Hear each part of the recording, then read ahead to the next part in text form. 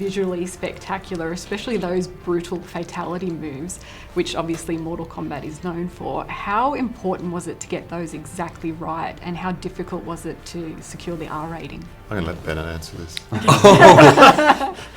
Well, we spent a lot of time working on the fatalities of Mortal Kombat, and we felt that we needed to deliver on the gore, which I'm very proud of the gore of this movie. And there was a couple of the fatalities that were probably the last shots we finished before delivering the movie to the studio. And in fact, as we were getting our ratings, there was a little back and forth because we didn't have all the shots done. And they were like, well, it could go a number of ways. So we delivered our finals, and they gave us the rating, which I'm happy we didn't cross over. I wouldn't even use gory to describe it. It was very stylized.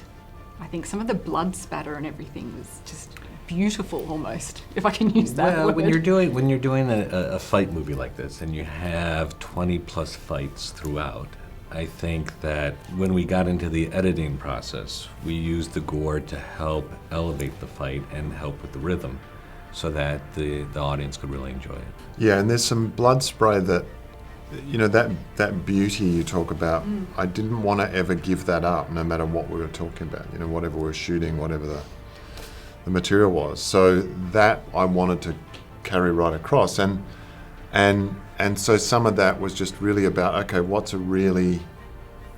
keeps this quality throughout, even if we're doing what we're doing. I don't want to give any spoilers away, but some of those things, it was just an aesthetic quality that I wanted to remain no matter what we're shooting. Now, how did you go about establishing the world and mythology of Mortal Kombat? Where did you start with that big task? Well, Greg Russo, the writer, he knows it very well, so that was helpful. So when I came on board, Greg had done a lot of stuff with the studio. He'd moved the script to a certain place, and then when I came on board, we then continued on.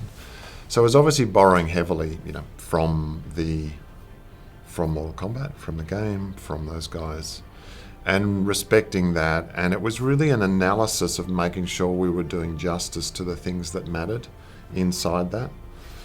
And you know, we've always talked about this whole process has been this balancing act, this constant calibration of characters, of pieces of information. Is that particular element, is that amplified enough? Are we giving that enough of a, you know, voice? Is this too much? Should we bring this down? So this was always on our minds as to what we were tonally getting right, you know, up and down, and characters. And there's a lot of characters in this film, and so even getting those characters to get enough screen time, it was just constantly talking about it. Honestly, there was the whole team of us who just never stopped talking about it.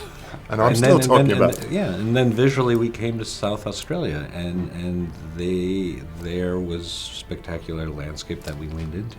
Yeah. We were in Lee Creek, Cooper Pedy, Mount Crawford for the beginning of the film, which was a glorious pine forest for 16th century Japan.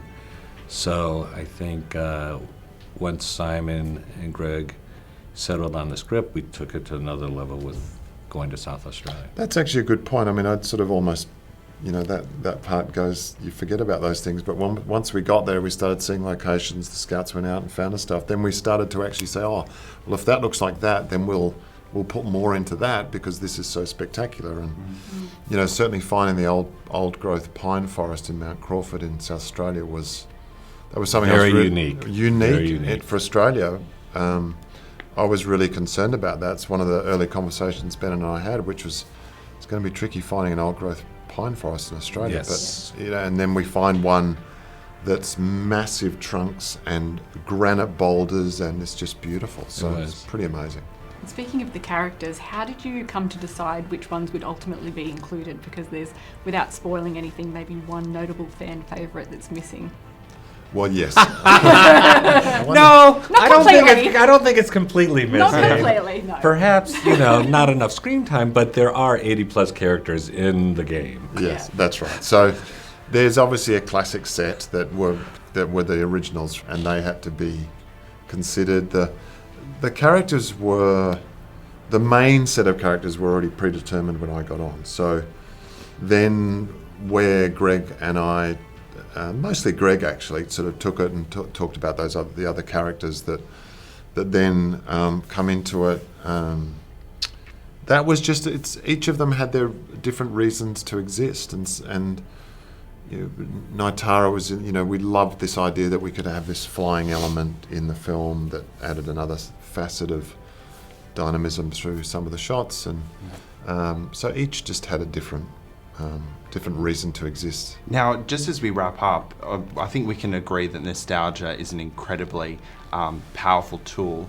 How do you establish your Mortal Kombat as more than just a remake? Why is it more than that? Others can perhaps answer that better after they see it, right? Because I'm sort of inside it and pushing it out. But really, I didn't really look at any of the original material or films or anything. We're not trying to remake anything. I said to everyone at the start of this project, think of it as a set of novels. That a game was created, and then graphic novels, and then a web series was made out of. It's beyond just a game, and think of it in those terms. And really, ultimately, what I wanted to do was land in an original space that doesn't really draw from, other than having the same characters, it doesn't tonally, stylistically draw from any of the original films. It doesn't draw from anything really, and it just becomes its own thing that respects the Mortal Kombat essence and DNA, but amplifies it into this cinematic place. So that's really what I set out to make, and hopefully that's what people feel. Absolutely. Thank you so much for your time, Thank guys. you. Yeah, no worries. Appreciate it. Thank you.